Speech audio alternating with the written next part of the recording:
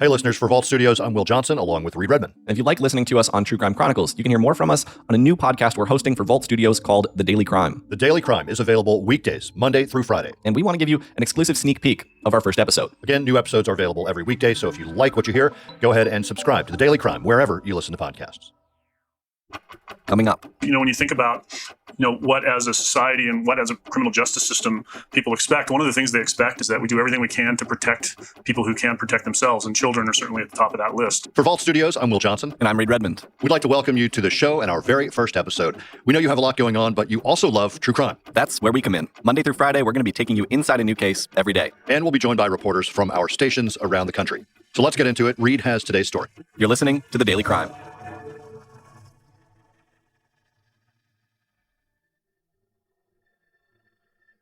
In early 2013, Mark Redwine sat down for an interview in his home in the mountains of southwestern Colorado. I was going to take him to Bayfield to spend time with his friend.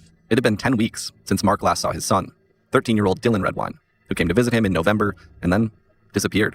He was texting on the couch. Shortly after that, I ran up and went to bed. I get up to go run my errands because I had a payroll issue. I spent 45 minutes, an hour, trying to get Dylan to wake up, but he wasn't having no part of it.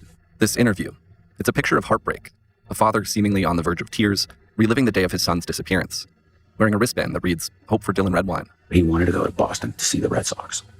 People thought I was crazy because I was willing to drive that far. Fast forward to today. This same man, this father, is now facing charges in the murder of his own son. A new trial date has been set for Mark Redwine, the man accused of killing his 13-year-old son, Dylan, in La Plata County in 2012. Joining me to help us sort out how we got to this point is Kevin Vaughan, an investigative reporter with 9 News in Denver, Colorado. Kevin, this case was scheduled to go to trial today. It's now postponed, but let's work our way up to all of that, starting with what happened all the way back in 2012, when 13-year-old Dylan Redwine goes missing up in the mountains in southwestern Colorado. What were the circumstances surrounding his disappearance? So this was about 8 years ago. This was in November of 2012. Dylan Redwine was a 13-year-old boy. His parents had gone through a very contentious divorce and a very contentious battle over things like visitation and child support and those sorts of things. And so Dylan was court-ordered to spend some time with his father in southwestern Colorado in a town called Bayfield, which is near Durango, and had actually flown from another part of the state where he had been at his mother's house, had flown down to southwestern Colorado to visit his dad, arriving there, I think, on the evening of November 18th, 2012. They went to a Walmart, they went to a McDonald's, and then they headed back to the family's home, or to the father's home, I should say, where Dylan had some contact with his mother and some contact with a friend who he said, who he arranged to meet the next morning. They were going to get together. And those were the last contacts Dylan ever had with anybody. The next morning, he didn't show up at the friend's house. The friend began sending text messages asking, where are you? Never got an answer. Ultimately, Dylan's father reported him missing that night. He told authorities that he'd gone out that morning to run some errands, and when he left, Dylan was in the house asleep, sleeping on a couch. When he got back later that morning, Dylan and his belongings were gone.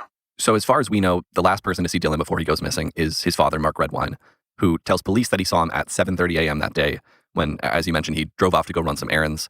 And just to clarify things a little bit, Mark Redwine lived alone, so there wouldn't have been any other family members or anything like that around that morning, right? That's correct. And Mark Redwine and Dylan had conflict on previous visits, according to court documents we have now. And Dylan had actually asked if he could, instead of staying with his father at his home, if he could go stay at this friend's house.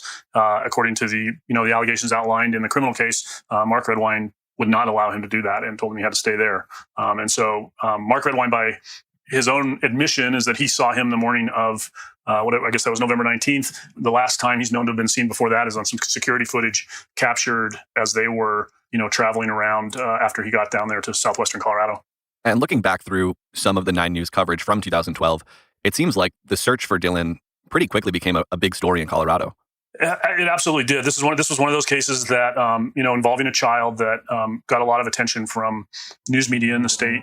Dylan Redwine. His face and name are everywhere in the southwestern corner of Colorado, but the boy himself is seemingly nowhere. The 13-year-old vanished in November 2012 while he was on a court-ordered visit to his father in southwestern Colorado, when the 13-year-old boy disappeared, launching search after search and national concern for the whereabouts of the missing teen. Even though it happened in a fairly remote area, far away from the Front Range where the big cities of Denver and Colorado Springs and Fort Collins and Pueblo are located, it did get a lot of attention and has continued to get a lot of attention all of these years since. To hear the rest of my conversation with 9 News investigative reporter Kevin Vaughan, head over to The Daily Crime and hit subscribe The full episode will be available January 25th, and there'll be new episodes every weekday after that. Thanks for tuning in to this sneak preview. Will Johnson and I will see you over there.